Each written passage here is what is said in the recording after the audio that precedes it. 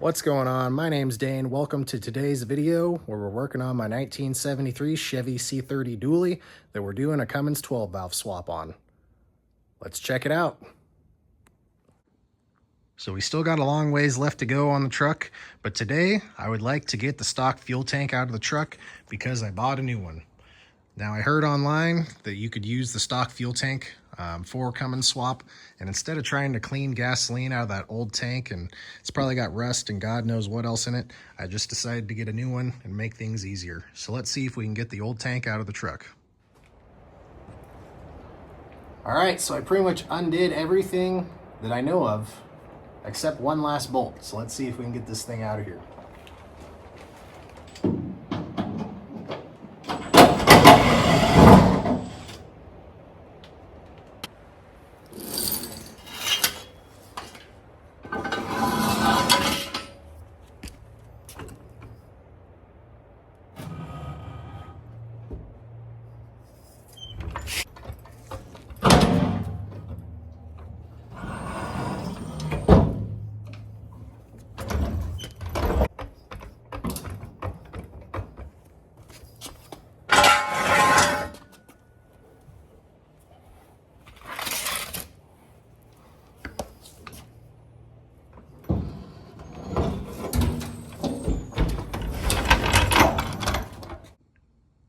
Here's the new tank compared to the old tank.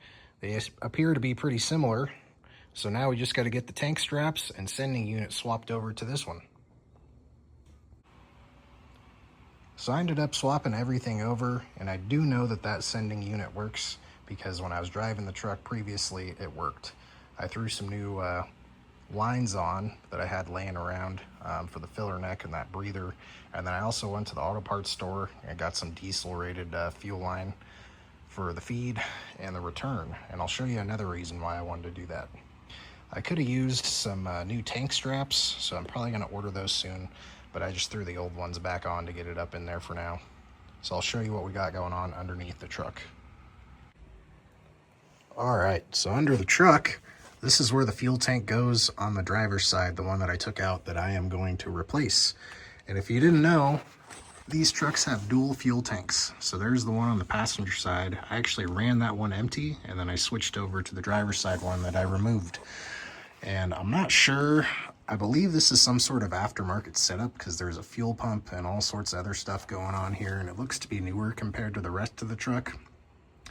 So I don't really need two fuel tanks for right now. Maybe down the line in the future, if I decide to go that route, it'd be nice to have.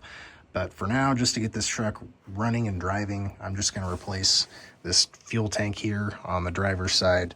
And then I'm going to run the fuel lines basically along this frame rail here all the way up to the front of the engine, because on these 12 valves, the feed and return are on the driver's side. Whereas on these trucks, the feed and return are over there on the passenger side, because that's where the mechanical fuel pump is up front on the lower part of the engine. And I probably could have just, went with these lines, but it seems to be a mixture of like hard lines and then soft lines. And I think that's just more trouble than what it's worth. So I just decided I was going to replace all the fuel lines basically, and just make sure we have a clean fuel system for this truck. So it is now the following day, but I got the gas tank installed. I started to run the fuel lines, but I'll have to finish that up later because I now have a new project that I have to start on. So on my lunch break today, I went ahead and got some steel so we can make a cross member. So I need to mock up a cross member so I can get the transmission sitting where I need it to, so I can take some driveline measurements to get the driveline made. So let's see if we can get this mocked up. All right, so here's what we're working with under here. So from inside of that frame rail to this one, it looks like we're about 33 inches or so. So I'm just gonna go ahead and cut that steel that I got earlier to 33 inches. We might have to cut it a little bit shorter. That way we have room to wiggle it in, but we'll start there. And then before I cut, I just wanted to double check. Here's the cross member that came out of the truck, and here's 33 inches. So as you can see, we're pretty close there. I might cut it just a little bit under That way we got that extra room to kind of wiggle it into place.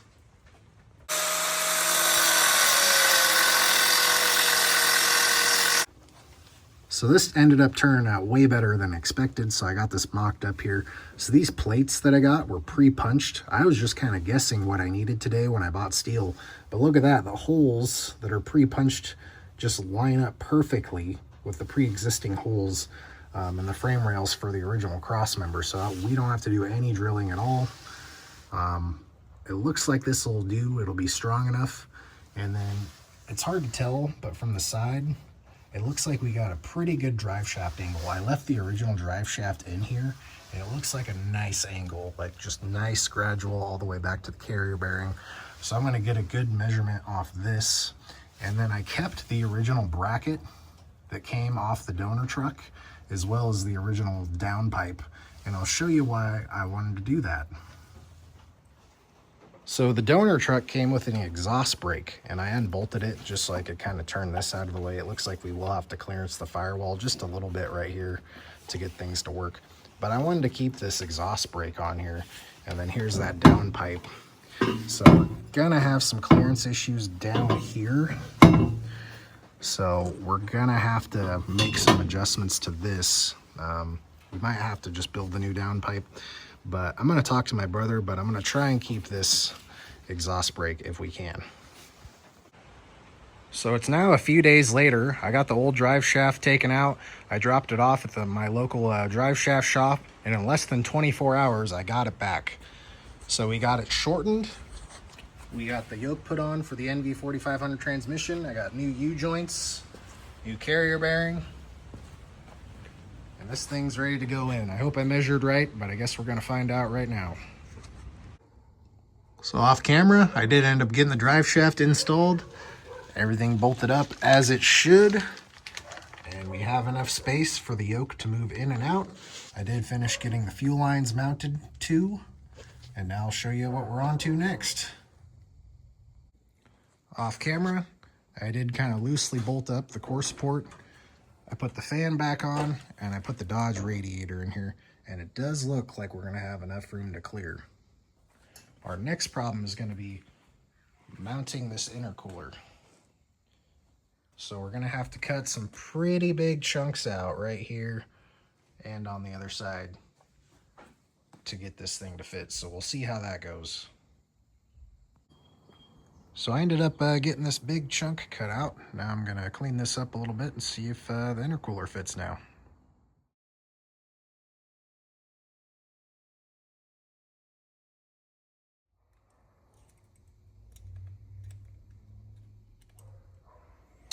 Oh, that's the piece.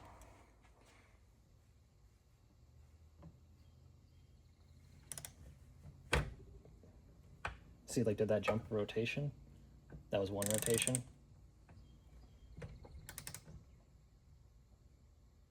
So there's two.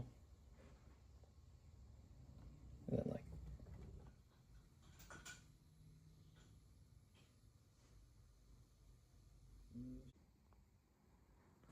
we got the pump back on the engine, and my brother just timed it accordingly to the injectors we put in this thing. So we're gonna do another upgrade. The killer dowel pin, I did get an upgrade kit for that, so we're gonna get that taken care of, and hopefully we can get this front cover put back on.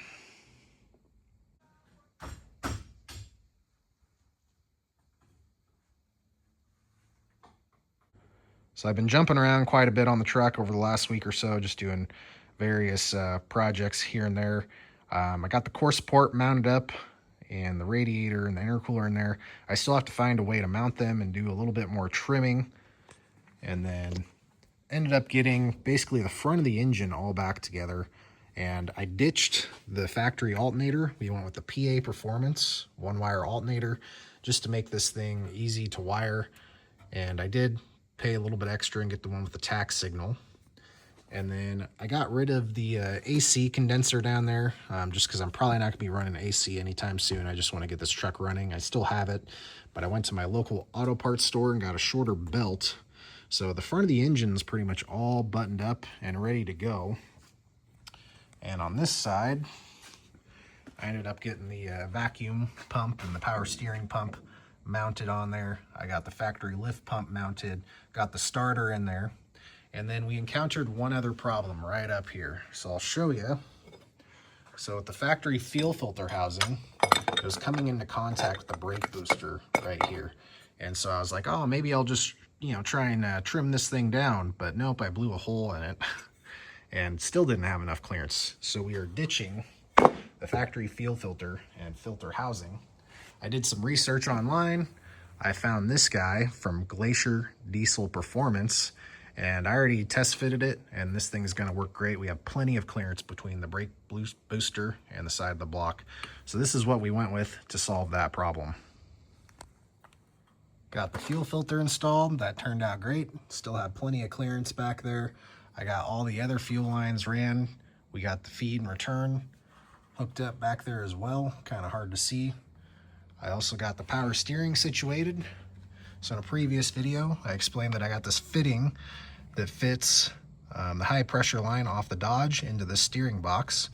And then this power steering pump has 2 return lines. So I just teed that off right there, and that should work.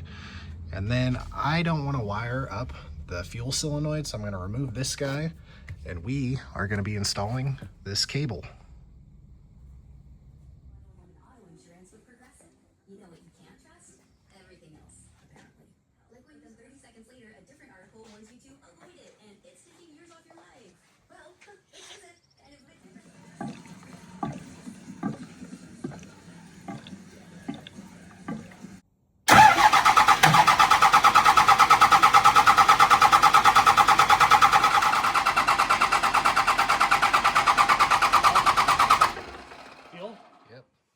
Already?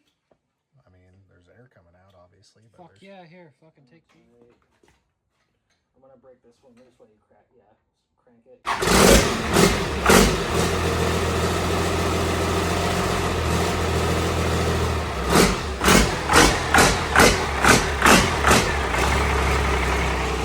Timing must be right.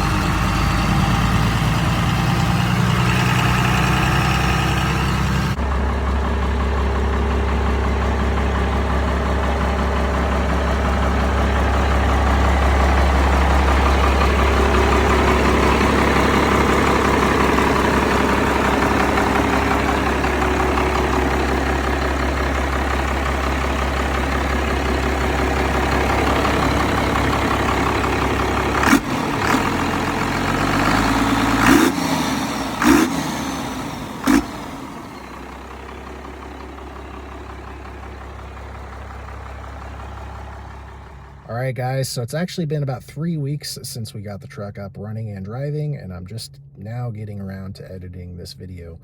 So I thought it'd be appropriate to close out this video and say sorry that I didn't film quite as much towards the end. everything started to come together super fast on the truck, and I'm actually surprised how quickly we got it running and driving. We did end up finishing the trans tunnel and got the interior all back together off camera, and my brother also put a 4-inch exhaust on the truck. I'll have to show you in the next video, but huge thank you to my brother as always. And in the next video, I plan on doing a price breakdown to give you a rough idea of what it cost me to build this truck the way I built it.